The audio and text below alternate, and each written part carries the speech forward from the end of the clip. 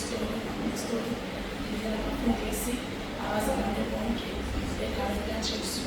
Igama lami ngiLesiwe abasizotho qhanga enquthu. Kodwa ngisesifundeni saGrace abazalwane enhlanganela nabo okwamanje abasemhlangeni. Abazalwane enhlanganela nabo abasemhlangeni. Ngizombonga uJesu nami ngalesi sikhathi ukuthi ngimfumene ngesikhathi sokugcina. uJesu ungifumana yena ngonyaka ophelile. Mina bengazi lutho, bengithi ngisahamba kahle kolweni la bengisezayona. Ngithi ngiyakholwa kodwa ngibonile ukuthi bengisonda. Ungithola kanjani ngoba kushiwo kuthiwa akazange ukuletha ukuthula kodwa uzohlukanisa. Kwabanjalo kimi ukuthola abantu ngoba kwavele kwasuka idumo nodadewethu engangimkhonzile futhi ngimthanda ngithembele ukuthi nanoma yini ukhona eseduze kwami. Kodwa kwasuka ukuthuthuka bangakuthi kwazi wangenelelwa ngisho ekhaya. Bangakuthi ekhaya kwazi wathi ungasangeni wena. Ngathi ngiyagijima ngithi ngizama ukuzochaza bathi ungangeni la ekhaya. Ngakhala inhliziyo yami yadabuka phakathi. Ngabuyela emuva emqashweni. Ngase ngithi Nkosi ngisele nawe. Ngiyacela Nkosi ukuthi ungifundiseke manje ukuthi ukuze ngithole ukuthula enhliziyweni yami kuphi kumele kwenze ngoba angimenzanga lutho udadewethu naye ufakazi walokho. uNkulunkulu wayezolanda mina wasebenzisa udadewethu ukuthola mina ukuthi angizuze. Ngabuyela ngangakaze fast angangaze lutho, ngangazi nanegama kaJesu, nangazi ukuthi ngikhuleka uNkulunkulu. Kodwa uJesu ngafunda ukufasta 3 days akekho washo. Kwazenzakalela ngezwa ukuthi angene kwi-fasting, angene 3 days ngakhuleka. Kusenjalo lathi kwathi ngezwa kufika ukuthi angidownload iBhayibheli efonini ngoba neBhayibheli bengingalazi bengaziyo ukuthi wazalwana.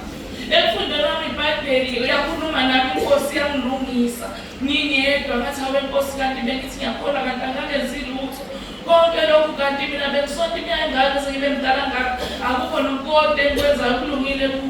Ngaqala-ke bengisezweni bazalwane ngiyibhilele impilo yezo ngikusonto ukuthi ngisonto ezayo kodwa bengiphuza utshwala ngiyidalelwa ngisebenzisa konke makuthiwa khona izinto engihambi kahle kuthiwa hamba uyokubahlolana uyobuza uyofuna kuyo ukuze into zakho uthole izinto ugeze nawe ube right. Bengikwenza konke lokho kodwa ngezwi kaNkulunkulu mangingena ezwini athi uNkulunkulu cha konke lokhu akuveli kuye. Ngavula amadrowa ngakhipha konke into eziwasho ngachitha. Ngathi ngiyaqhubeka neBhayibheli ngingedwa ekhaya akekho ngikhulumisana. Uma ngifonela ungibuza ukuthi wena lisiwe nawusakhule ngoba bengimthanda uNkulunkulu khona kunjalo kodwa bengimixile nezinto. Bengenza ukuthi bengikhuleka kodwa khona esiwasheni lapho ngiyogquma khona ngithi Inkosi lokuthi ukudalwe ukuncela umsizi usebenza.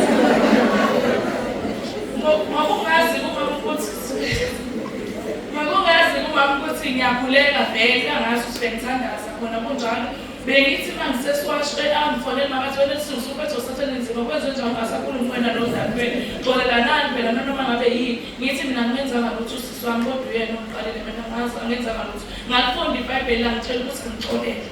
Ngabuyela kuye ngaxolisa ngathi ngiyaxolisa kodwa ngizange kwenze lutho. Ukuthola-ke ngigcina sengisekhaya lwezwi. uNkulunkulu wangisiza ngisayifuna nginjalo ngoba ngathi mangifunda iBhayibheli angicacisela ukuthi mina kusho kumele ngisindiswe. Ngayibuka ukuthi mina kaze ensindisweni akaze ngayibona nje ngiwumuntu osindisiwe. Kodwa uNkulunkulu wakhuluma nami ngingedwa akekho wangishumayeza. Akekho nebandla engathi nayakhulu elabasindisiwe. Kodwa uNkulunkulu wasebenza nami ngingedwa. Ngempela-ke ngisayifuna nginjalo ngakhuleka Nkosi ngathi Nkosi ngicela ungitshengise ibandla ngoba mina amabandla lawa asindisiwe ngwabona enza khona lokho athi wena Nkosi la ezweni lapha ukufuna ngoba bebegqoka amabhuluku kodwa amabhuluku ngawathatha onke ngawashisa. Ngase ngithi Nkosi ngicela ungisize ngithole ibandla wangixhumanisa uNkulunkulu ngomusa wakhe ngadibana nosisi uSimangelo waseNewcastle egroupini kwenye yamagruphu besikhuleka kuyo.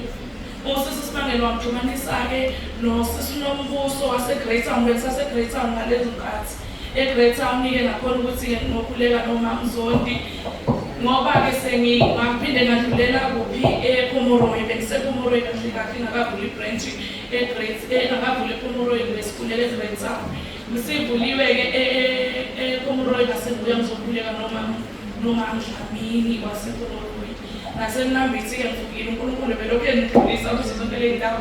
Ngiyabuya-ke ngoba sengisekhaya-ke ekhaya kusenqozo ngoba ngishiya uNkulunkulu wangisiza ukuthi nguyeke umsebenzi bengiwenza abazalwane ngezwi kade lishumayela ngoba kumpostoli ukuthi le misebenzi esiyenzayo uyakholwa kodwa udayisa umaphilisi la ngihlaba lelo zwi noma mina nami bengibhizi ngithi ngiyakholwa futhi ngiphinde futhi ngidayisela abantu imithi ngithi izobasiza lingishisa leli zuthi ngithi mina ngoba mina bengaseniyeke konke akukho bese ngisebenzisa nangiphosphilis angisenzi lutho kodwa lingishisa leli zuthi mina ngibhizi nginikeza abantu imithi yama-alsa ngithi bazosizakala kodwa ngiyamfihla lo Jesu okuyena mina ongisindisayo uNkulunkulu wangisiza ngoba umpostoli wayeshumayela levangeli ukuthi abantu bengakwenzi imisebenzi esiyenzayo le yokuthi sidayise izinto ngacela inkosi ngathi inkosi ngicela ukushiya lo msebenzi bangibuza ukuthi uzophila ngani mawushiya umsebenzi kanti lo uNkulunkulu welifuna nihlupheke yini ngathi mina hayi uNkulunkulu uyalenza icebo uzongibonelela ngempela ngathanda zathi inkosi ngicela ungisiza ngikwazi ukuhlala ekhaya